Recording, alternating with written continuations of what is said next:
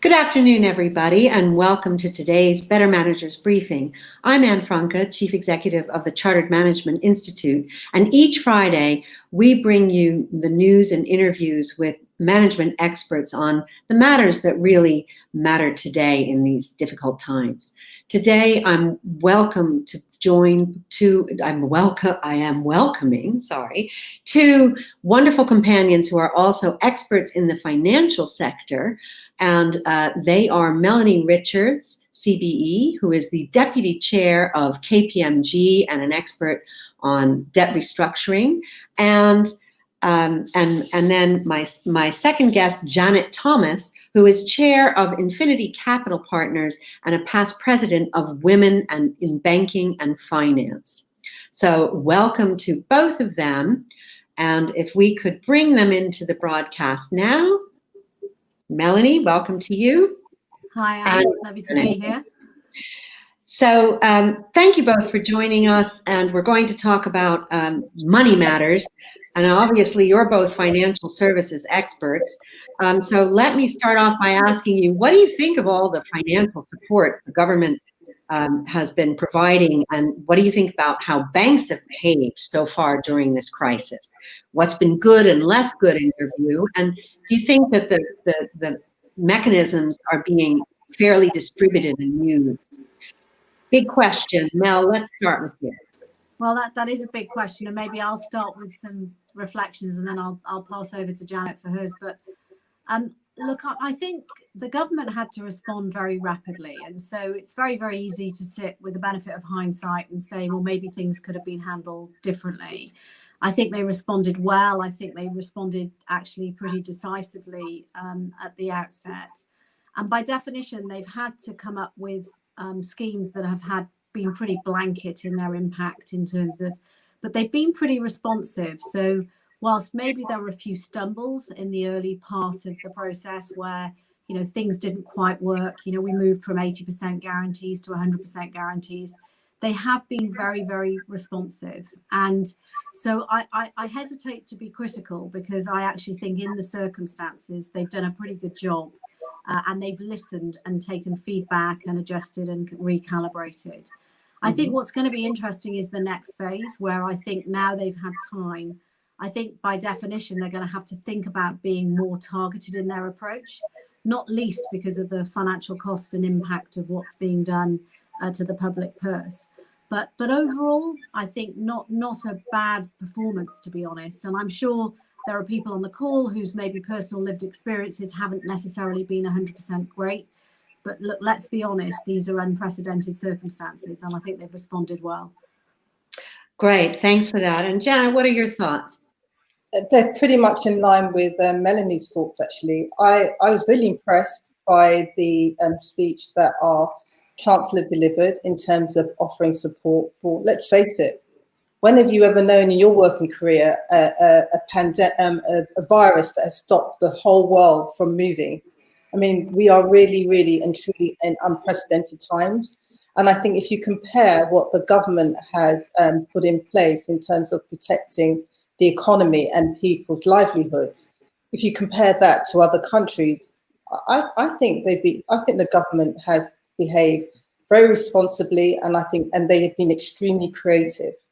I think, however, looking forward, absolutely agree with Mel that they had to take a blanket approach in order to safeguard the whole economy. Didn't have sufficient time to start drilling down and coming and devising more targeted initiatives. But I think what's been really encouraging as well is that now the government has got a better handle on locking down certain parts of the economy where we have hotspots of COVID, and I'm pretty much in favour of that. They can keep the rest of the economy on track, and that gives them an opportunity to take a step back and think about what initiatives might be, in terms of support, might be more suitable for certain parts of the country, because one size doesn't fit all. But I think they've been really impressive, and their approach has been very, very rapid. That's great. We're going to move on to talk a little bit about making finance more inclusive. But as you both said, you want more targeted measures. Is there anything in particular that you would be a strong advocate of that you think should be part of the target next step? Well, I think the targeting is all about who are the recipients, because at the moment, I think there's been a huge exposure to fraud if you take, the furloughing schemes, etc. And I think it's a calculated risk that the government have taken. So, by definition, you can probably see maybe sector deals emerging, because I think we all know that there are certain sectors who are feeling this. Look, let's be honest, everybody's feeling this in some way, shape or form. But I think there are certain sectors where they are going to have to pay greater attention because it's going to take longer for them to come back. But I also think that there is something about being careful that we are building confidence in people's ability to continue to trade and to operate. The danger is that there's been, understandably and rightly slow. We're all feeling quite cautious about how we personally operate in this environment on a kind of longer term basis. But the government's going to have to strike a balance between providing enough support into the right sectors, but at the same time building confidence for us to start engaging with the economy properly. And I think those two things are going to have to be considered. Mm-hmm. And Janet, what are your thoughts on targeted measures you'd like to see? Yeah, so just drilling down a bit further on Mel's comments, one of the areas that's pretty close to what I do is the tech economy. And the gig economy is very significant. It's a very significant part of our overall economy, particularly in London. And that the gig economy, well, I include three elements to it. You have the tech workers, and they may be freelancers or small businesses. You have a lot of startups in and around London area, and they do contribute quite a significant part to, that early stage part of our economy. And they're going to be the growth drivers, I feel, in the future for us remaining growing even more competitive. So I feel that the government should, in some respects, I think it's very important to keep a close watch on the impact of COVID on that part of our economy. And the reason being is that when I set up my fintech in 2014, I was unable to raise capital in the UK market and, of course, went to the US to secure capital. Now, since that time, things have really grown really nicely in the UK, and it's much easier to raise capital here. What we don't want is that those green shoots that are now growing really nicely in the fintech part of our economy, we don't want to see a flight of talent to the West Coast. And I'm going to touch on the reason for that slightly later on. And then the other aspect of our new wave gig economy is the actual gig workers, whoever they are. They might be Uber drivers, they might be deliverers, and so on. I think it's really important to make sure that that part of our economy, which is a very liberal market, there's very little regulation, employers' protection rights, that we find a balanced way of making sure that those workers are protected some way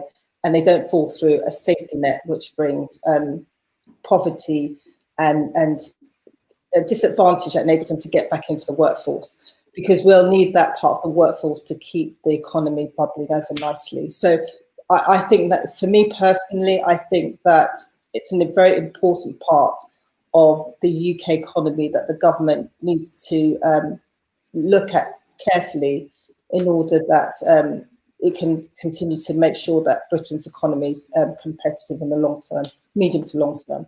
If Anne, is there some? I just wanted to build on one particular point, Sure. and I think Janet raised an interesting point about kind of socioeconomic difference, and I think we're going to feel that across the country in very, very different ways.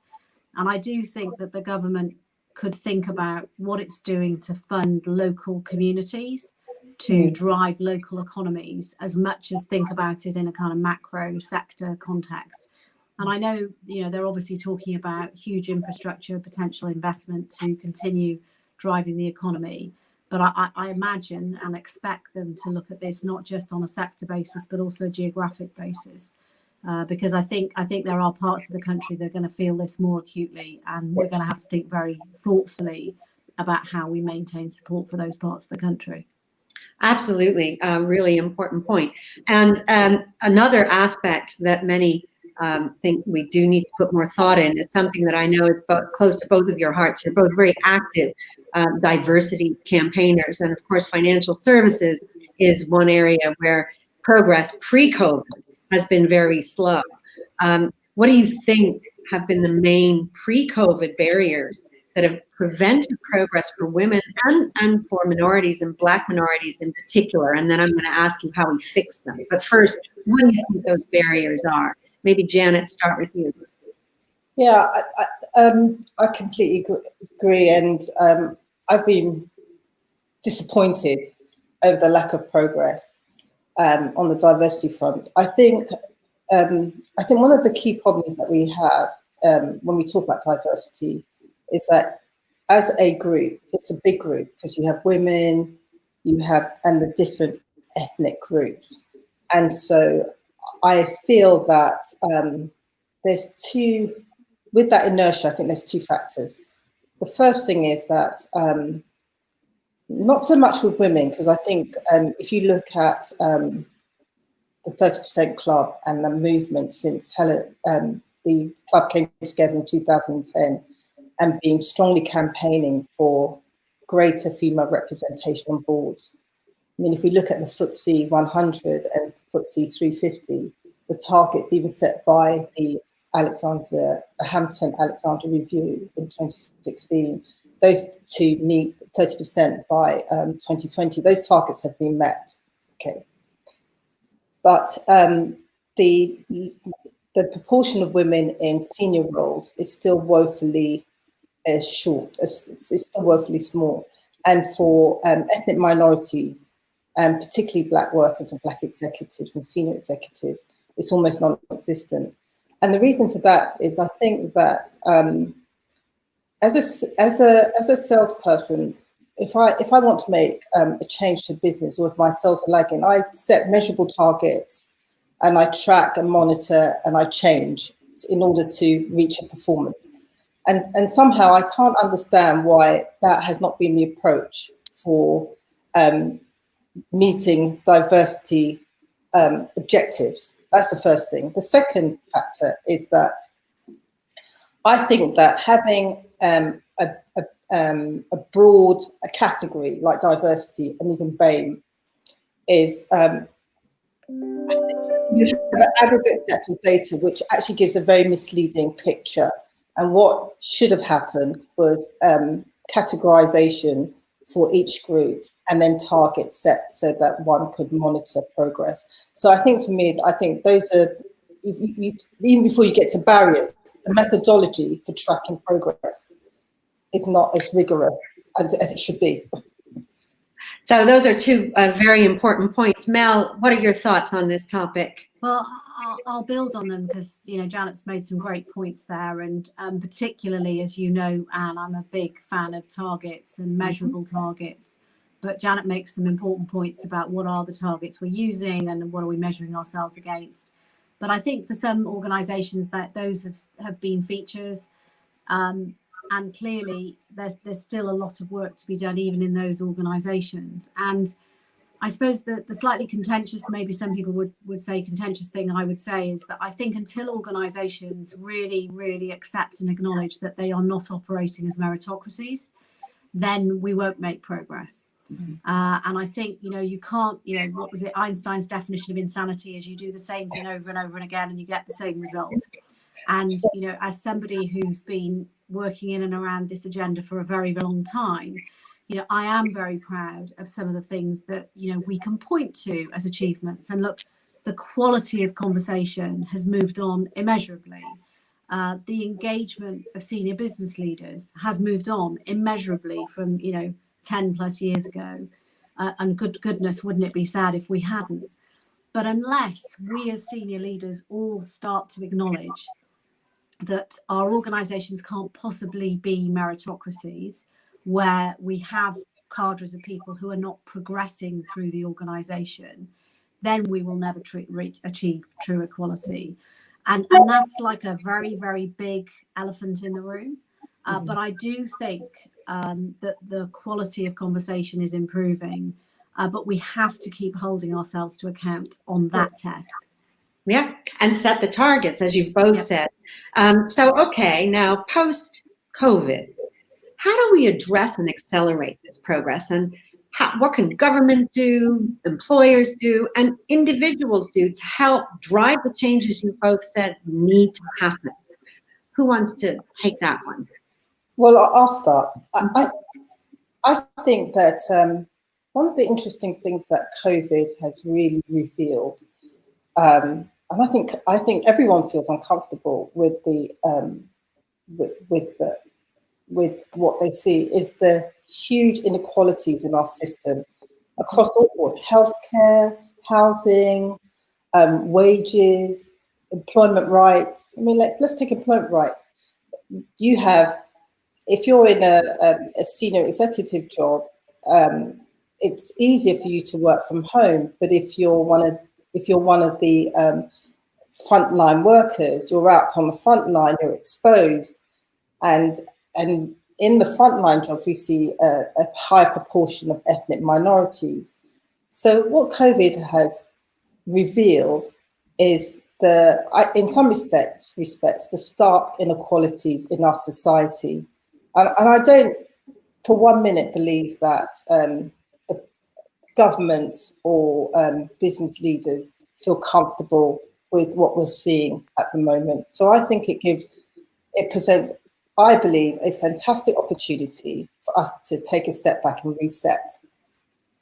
And on top of that, I think one of the issues that has really, if you like, stimulated the debate about inequalities was unfortunately the death of George Floyd, because what that did was it really highlighted, one, the injustices that we all witnessed in front of our screens, but it made people look at their own personal circumstances and say, look, it's not just about a police matter. The injustices are much more societal and broad and affecting large swathes of the economies.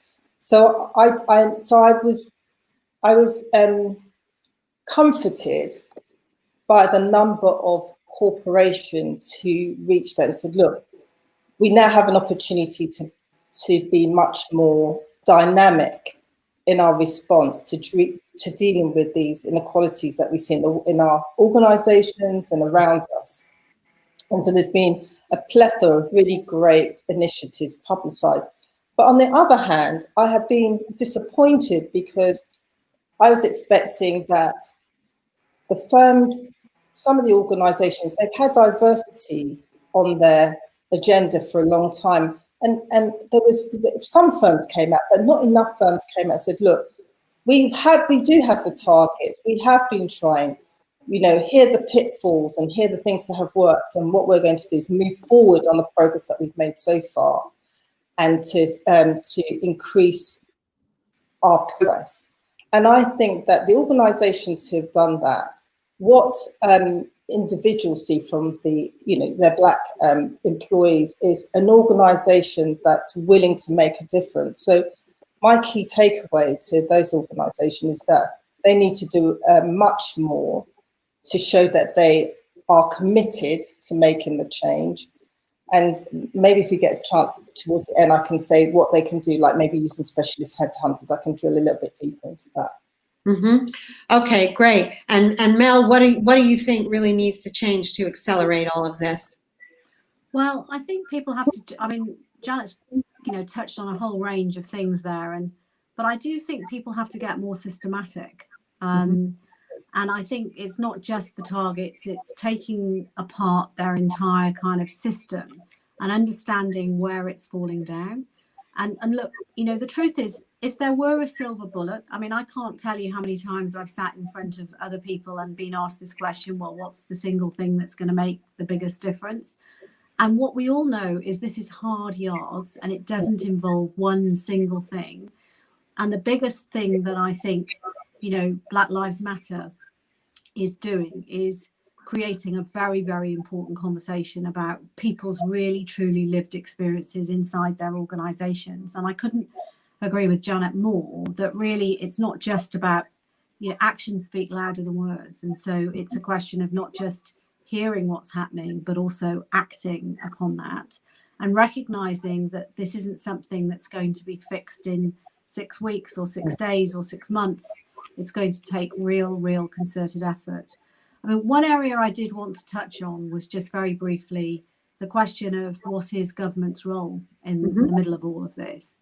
And I am personally not in favour of huge amounts of additional legislation that is forcing us down a road of quotas or that type of intervention, because I don't think it supports necessarily deep cultural change. However, I do think that there needs to be some eventual sanction if things are not improving. And I think I don't have the answer as to what that sanction should be, but I think ultimately, there needs to be much greater scrutiny and interest being shown. And to be fair, previous governments, the setting up of the Davis Review, the Hampton-Alexander Review, these things have produced results. But I think at our peril, do we think that this isn't going to need continued attention from government? And we've seen that in the early stages on Black Lives Matter, but we're just going to need to see how that actually physically translates itself into their own behaviour, as well as into the things that they're asking of business. Absolutely. And sanctions, I call that transparency with teeth. Right. Okay, we talked briefly and touched on talent. And I know that you guys have thoughts about how does financial services attract more diverse talent. And by the way, we're going to open it up to questions. If you have a question, please put it in the chat below and we'll pick as many as we can. But, Janet, you were talking about headhunters and how they can help. What does FS need to do to financial services to become more diverse on the talent pipeline and pool? Okay, I think this is where many firms say they really struggle. I mean, I hear the usual line, and we can't find the black employees that we're looking for. They're just not there. The numbers are not there, and obviously, I'm not going to accept that. I think they are there, but I think that whilst the major headhunters do a very good job in finding talent, I do feel that they don't really have that established relationship with black executives and black seniors and black workers coming through the pipeline. But there are specialist headhunters in the market. And so two examples, Powerful Media, run by Mike Iboda, he produces on an annual basis a list of the most powerful, 100 most powerful black individuals in the UK. And that is published by a well-known established paper. Guardian's published it, FT has done so. And he's actually working with, I think those of us who are on the list, I think we've encouraged Mike, who knows us well, to reach out to corporates and work with them to try and find the candidates, not based on title, but based on skills and competencies. And there's another one called Zynga, where surprisingly, his name is Marcus White. There's a very, very deep relationship with the banking and finance industries and knows his clients and his clientele very well. So, and I'm sure there are more. I'm sure there are a few more headhunters. So they're there and they should be used. And I do think it's really important that from a government's perspective, that some thought is given to the fact that we live in a highly competitive world, particularly around banking and finance, which has been heavily digitized. And if you look outwards, what I've seen over the last, I would say 7 to 8 years, is that areas in the globe that weren't finance focused have become extremely finance savvy and focused, and are actually absorbing talent from the UK market to overseas. And what we don't want is that we shouldn't have blind spots in our economy of skilled workers from ethnic minority backgrounds who would be part of the ecosystem to help Britain to compete in a very competitive space. So I would like to see government focus on that area in particular, and maybe think about policies or measures that can help work with companies to ensure that we are retaining and attracting our talent into the right parts of the economy. Mm-hmm. Great. And Mel, quickly, just briefly from you, what do you think we need to do to make the talent pool more diverse? So just on the headhunter point, there's just a couple of other names, as Janet says, but Audalis and Green Park, I'd add them to the list. They're also businesses that are doing a lot in this area. But I'd also say that even the big headhunters, I recognise they maybe haven't always managed, particularly on ethnicity, to do as well as they should, but they are increasingly focused. And part of their focus will always come from client behaviour. You know, what are clients demanding of them? What criteria are they setting? Are they setting criteria that are to Janet's point, skills and competency based, or are they setting criteria in which they're never going to get to diverse candidates? So I think there's some work to be done around that. And I think some of the good headhunters, including some of the Shrek firms, are actually pushing their clients harder to be able to produce broader talent pools for their list. I think for the financial services sector, though, there is a step back here. And we saw it during the big last financial crisis, where we saw a big outflow of women. You know, women were not seeing the sector as attractive. And I think that's true across a range of diverse communities. And that's part whether the sector itself is attractive, what does it stand for, but also part actually knowledge about the sector and what it has to offer and the opportunities that exist. And I think, you know, there is a responsibility, particularly obviously for the larger employers, to think about what their outreach programs are. And what I mean by that is not, you know, are they, this isn't just a socioeconomic question. It's about making the sector more known, more understood in communities of people where they wouldn't naturally have necessarily gone into the sector. And I think, you know, that's possible through the university network and so forth, where there are some universities where there are particular populations that just aren't visible to the financial services sector. So I think we've got to be more thoughtful about how we both project ourselves into the community and, more importantly, broaden the array of people who might look at us as an attractive proposition. Yeah, really important points on how to hunt for more diverse talent. I want to open it up to questions. Before I do, just kind of a quick fire from each of you. Do you think there's a management and leadership practice that will change for the better post-COVID, a silver lining? Janet, what are your thoughts? Yeah, I definitely think so, because I think that the millennials and those who are coming behind them, I think they're the ones who have turned to social media and voiced their concerns, and we see many examples of that. For example, the Me Too campaign. So I do feel that it's a responsibility for senior leaders to make sure that we do and implement the changes to have a much more equitable workplace. Great. And Mel? Sorry, Jana, I didn't mean to cut across you, but it broke up.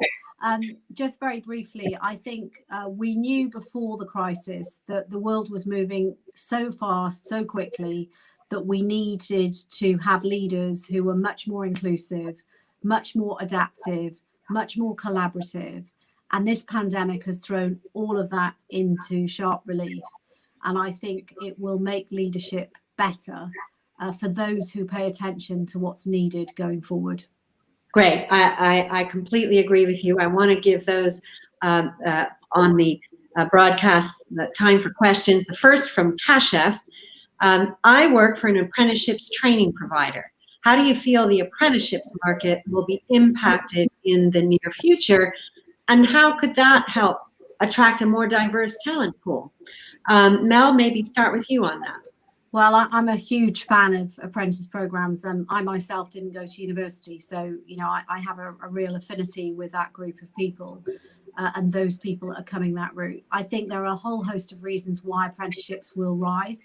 First of all, our universities is the education system turning out people with the skills and capability that are needed by businesses of the future, and apprentices are a great way of creating a kind of synergy between the education sector and business. So I absolutely see that. And my own experience of running apprenticeship programs is the opportunity to get to a more diverse talent pool is enormous.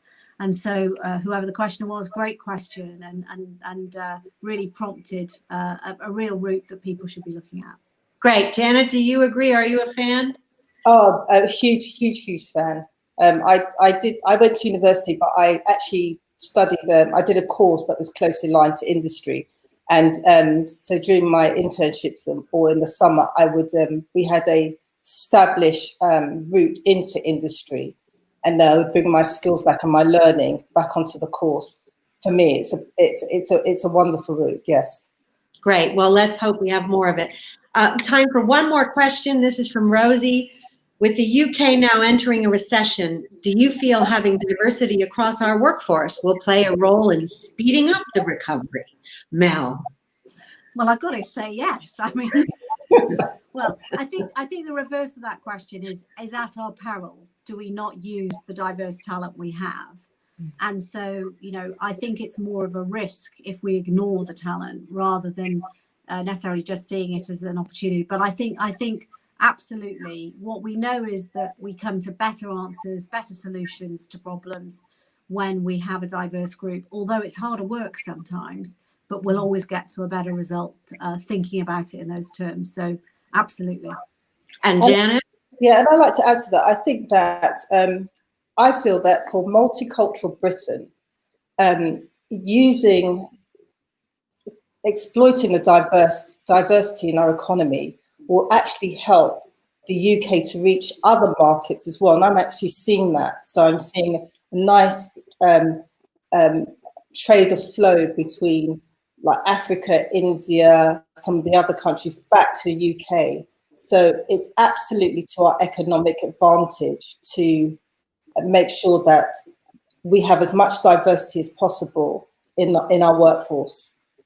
Great. Well, remember, diversity delivers results. And if you've enjoyed today's broadcast and you want to join the CMI community, please just click on the chat button on your screen. And I want to say a huge thank you to Mel and to Janet for joining us today. And thank you all for listening. And happy Friday, everybody. See you next week. Thanks. Thank you. Thanks, Anne.